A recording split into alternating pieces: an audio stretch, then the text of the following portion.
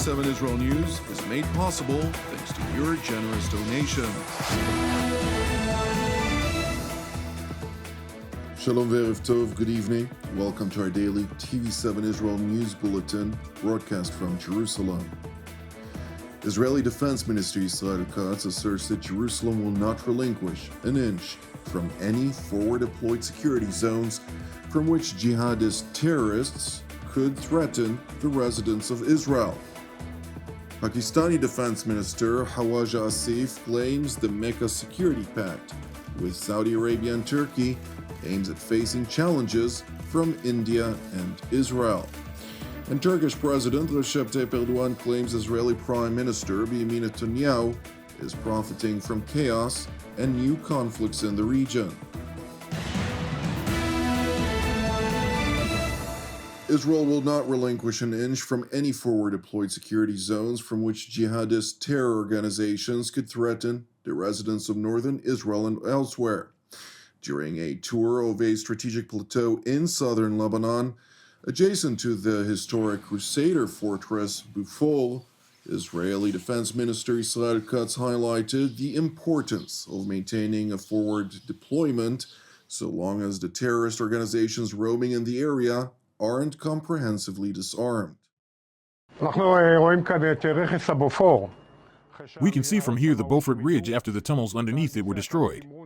The IDF maneuvered here. You can see here, through the Litani River in a heroic operation and great professionalism, it overwhelmed Hezbollah, took over the Beaufort that defends Mechela and northern communities and IDF soldiers, and threatens all of Hezbollah's strongholds in the distance. We, as the Prime Minister and I have inexplicitly clarified, will not disengage from this security zone. I stand here in the heart of this security zone, which spans from the Mediterranean coastline to the west, all the way to the Beaufort region and the eastern slopes of Hermon Mountain. The IDF is present here to protect our northern communities and its forces. It will not move from here. It will not withdraw.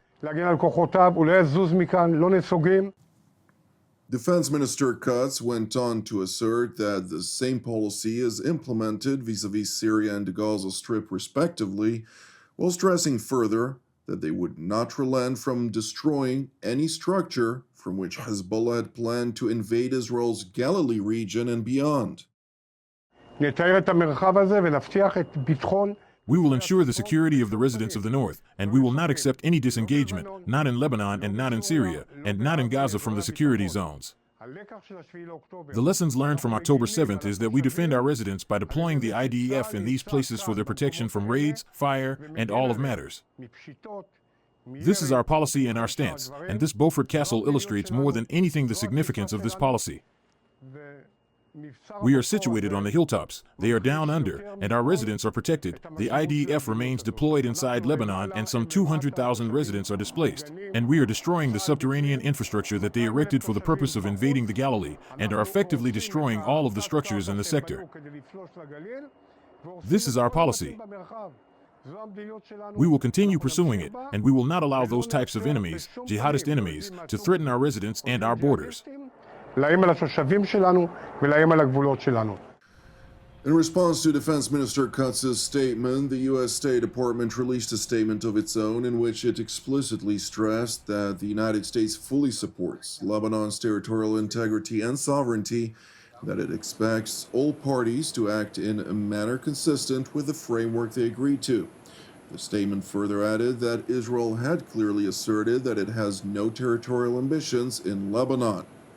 Turning now to Ankara, where Turkish President Recep Tayyip Erdogan hosted Palestinian Authority Chairman Mahmoud Abbas, during the course of which the Turkish head of state reiterated his country's commitment to advancing the Palestinian cause, pledging that Turkey would fight with determination for an independent, sovereign, and geographically contiguous Palestinian state. President Erdogan continued by condemning Prime Minister Netanyahu and his government for, quote, genocidal and unlawful actions in occupied Jerusalem before the eyes of the entire world. Moreover, Erdogan also claimed that Netanyahu was profiting from chaos and new conflicts in the region. Palestinian Authority Chairman Mahmoud Abbas, for his part, in addition to anti-Israel rhetoric, voiced his support for Turkey all the while praising the recent agreement that was signed between Turkey, the Islamic Republic of Pakistan, and the Kingdom of Saudi Arabia, labeled the Mecca Joint Defense Agreement, insisting that the agreement, quote, is very important and that he hopes it will be a starting point for ensuring stability and security in the region. Meanwhile, in Islamabad, Pakistani Defense Minister Khawaja Asif, who formally proclaimed that Israel is evil and a curse for humanity, and that he hoped and prayed that Israel, which he labeled a cancerous state, and European Jews would burn in hell, dubbed the Mecca Defense Pact as an Islamic NATO, and that its core aim was to face challenges by both India and Israel. These remarks were subsequently addressed during a press briefing at India's Ministry of External Affairs. The Pakistani Foreign Minister Khawaja Asif has now termed itself as a victim of terrorism. He has gone ahead and called the Mecca Defense Pact as Islamic NATO, and he has urged these nations who are part of the Defense Pact to come together and address the challenges, as he calls it, faced by India and Israel. What's your comment? Does India endorse this Islamic NATO tag that has been given by Pakistan to this Defense Pact? What do we think of that particular agreement which was signed in Mecca? As I told you that as far as this agreement is concerned, we are examining its implications both from the perspective of our national security as also considerations of regional peace and stability. And India, we remain fully committed to safeguarding our national interests and taking any step that may be required in that direction.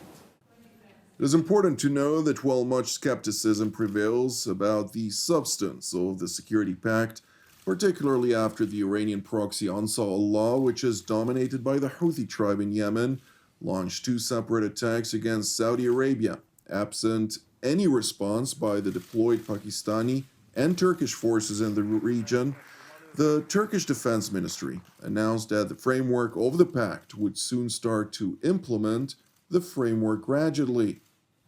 İkili işbirlikleri, bölgesel inisiyatifler. Our Turkish armed forces, which have successfully served in many geographies within the scope of bilateral cooperation, regional initiatives, and multinational missions, continue to play a pioneering role for regional and global peace. In this context, the Mecca Joint Defense Agreement signed between Turkey, Pakistan, and Saudi Arabia on August 7, 2026, aims to bring the existing friendship and brotherhood relations between the 3 countries to a more institutional and sustainable structure in the field of defense and security. The main objective of the agreement is to contribute to regional security and stability, to develop military cooperation between our countries, and to strengthen the ability to act jointly against possible crises. This agreement is for defense purposes and does not define any country as a common enemy or adversary. Within the scope of the agreement, it is envisioned that strategic political and military mechanisms will be established with the participation of the Ministers of Defense, the Ministry of Foreign Affairs, and the Chiefs of General Staff and the Commander of the Armed Forces, and that coordination between the 3 countries will be carried out at the highest level. The agreement plans to gradually develop military cooperation. In this context, starting with command post and field exercises, it will be implemented in later stages with the participation of land, sea, air defense, and unmanned systems. Müşterek tatbikatların icra edilmesi hedeflenmektedir. It is worth mentioning that Turkey has also announced that it would deploy naval assets to the Red Sea for the purpose of supporting a Saudi-led coalition aimed at ensuring freedom of navigation in the strategic waterways to include the Strait of Bab el-Mandeb. In tandem, according to the Jerusalem Post, the Kingdom of Saudi Arabia is weighing whether to back a Yemeni ground campaign to retake the Red Sea coast from the Houthis, an offensive that would test forces Riyadh has spent 7 months assembling out of rival Yemeni militias.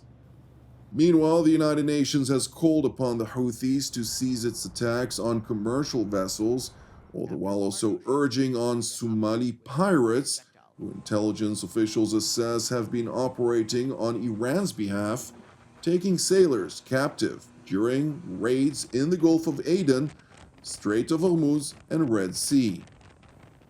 Arsenio Dominguez, the Secretary General of the International Maritime Organization, expressed regret after a cargo ship, the Tehama, was hit by a projectile off the coast of Al-Mocha, Yemen. Several seafarer fatalities have been confirmed, and Mr. Dominguez offered his condolences. He reiterated his call for ship owners and ship operators to thoroughly assess risks before transiting this and other regions and follow appropriate best management practices. Seafarers deserve to be protected and allowed to do their jobs in safety and security. He once more urged the immediate and unconditional release of all seafarers who continue to be held captive following piracy attacks in the Red Sea and Gulf of Aden region. It is important to highlight that since April of this year, Somali pirates have taken approximately 44 sailors hostage, to include Indian, Sri Lankan, Pakistani, and Indonesian nationals.